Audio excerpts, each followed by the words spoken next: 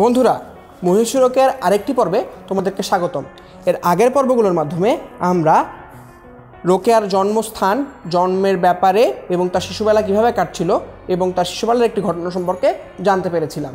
আমরা এ পর্বে রোকেয়া ঠিক তার পড়ার যে আগ্রহ ছিল সেটিকে কীভাবে বাস্তবায়ন করলো এবং কীভাবে সে পড়াশোনা করলো সেটির ব্যাপারে জানতে পারবো।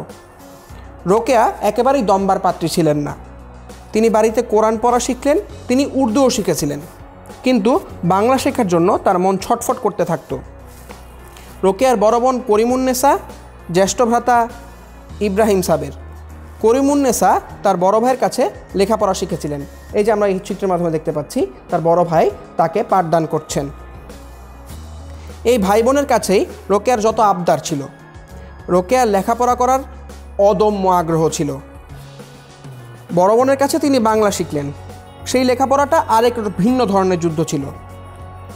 এখানে আমরা দেখতে পাই রাত যখন গভীর হতো তখন সারা বাড়ি একেবারে ঝুমঝুম অবস্থায় থাকা অবস্থায় সে তার ভাইয়ের কাছে পড়তে বসত।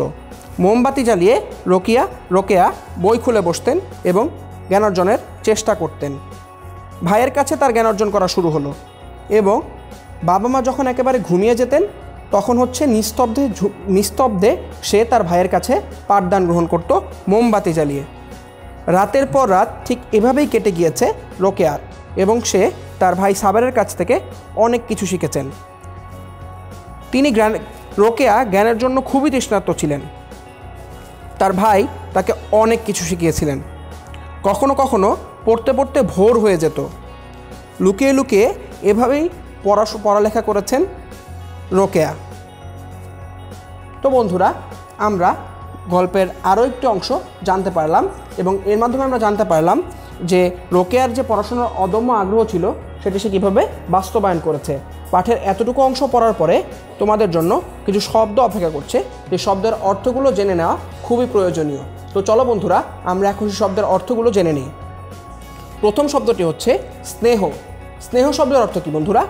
স্নেহ শব্দের অর্থ হচ্ছে ভালোবাসা বা প্রেম, অর্থাৎ ভালোবাসা বা কারো প্রতি প্রেম থাকা বা তার প্রতি ভালোবাসা থাকাকেই বলা হয় স্নেহ। ঠিক পাঠে আমরা যেরকম দেখতে পেয়েছিলাম, রোকেয়ার বড় বোন এবং বড় ভাইয়ের রোকেয়ার প্রতি প্রচণ্ড স্নেহ থাকার কারণে তার যে জ্ঞানের তৃষ্ণা সেটি মেটানোর জন্য ভাই ও বোন দুজনেই কাজ করেছিলেন, কারণ তার প্রতি ভালোবাসা, রোকেয়ার প্রতি ভালোবাসা বা প্রেম ছিল তার বড় ভাই ও বোনের। ঠিক সেটিকেই স্নেহ বলা হয়েছে।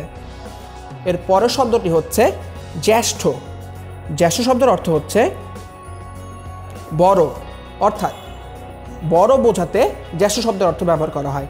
ঠিক আমরা পাঠে দেখতে পেয়েছি যে রোকেয়ার জ্যেষ্ঠ বোন এবং জ্যেষ্ঠ ভাই তাকে তার পড়াশোনায় সাহায্য করেছিল, অর্থাৎ জ্যেষ্ঠ ভাই অর্থাৎ হচ্ছে বড় ভাই এবং জ্যেষ্ঠ বোন অর্থাৎ হচ্ছে বড় বোন, অর্থাৎ জ্যেষ্ঠ শব্দের অর্থটি হচ্ছে বড়। তো বন্ধুরা, এর আগের পর্বগুলোতে আমরা রোকেয়ার জন্মস্থান সম্পর্কে জেনেছি, তার কীভাবে জন্ম হয়েছে সেটি জেনেছি এবং তার শিশুকাল কীভাবে কাটছিল সেটি সম্পর্কে জেনেছিলাম। আগের পর্বের মাধ্যমে আমরা এটিও জেনেছিলাম যে তার শিশুবেলা খুব সুন্দরভাবেই কাটছিল, কিন্তু তার অনেক ধরনের রেস্ট্রিকশন থাকার কারণে সে বাড়ির বাইরে যেতে পারতো না এবং সে হোক সে ছেলে বা মেয়ে কারোর সামনে সে যেতে পারতো না। আমরা এ পর্বে জানতে পারলাম যে এত শত সমস্যার পরেও রোকেয়া প্রচণ্ড তৃষ্ণার্ত ছিল তার জ্ঞান আহরণের প্রতি এবং সেটি সে সংগঠিত করেছিল তার বড় ভাই এবং তার বড় বোনের কাছ থেকে পাঠ নেওয়ার মাধ্যমে। আমরা এ পর্বে জানলাম কিভাবে রোকেয়া তার পড়াশোনা করেছিলেন। গল্পের বাকি অংশ নিয়ে তোমাদের সামনে এর পরের পর্বে হাজির হচ্ছি। দেখা হচ্ছে পরের পর্বে।